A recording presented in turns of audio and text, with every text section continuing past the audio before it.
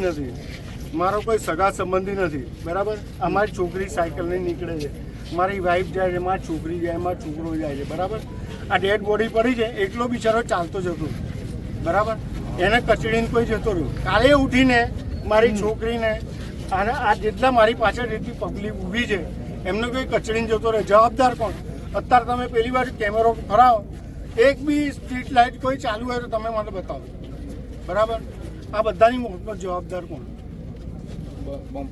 તમે અહીંના પ્રમુખને અત્યારે બોલાવો, હું 2 મિનિટમાં ઊભો થઈ જઈશ, બરાબર.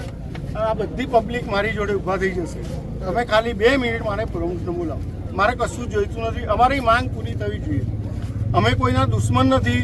આ જેટલા ઊભા છે આ બાજુ ને આ બાજુ જેટલા ઊભા છે લાઈન બ્લોક થઈ છે અને એના અમે કોઈ દુશ્મન નથી, બરાબર. એમને તમે બોલાવો ખાલી પ્રમુખને. અમારી બધી અમારા જે જવાબ છે પૂરા કરે અમે સંતુષ્ટ છીએ. શું માંગ છે તમારી? અમારી માંગ એક છે, આ લાઈનની અંદર સ્ટ્રીટ લાઇટ ચાલુ થવી જોઈએ. અમારા માટે બાયપાસ ચાલુ કરો, અને અમારા માટે નહીં, આખા કપડાં માટે બાયપાસ જરૂરી છે.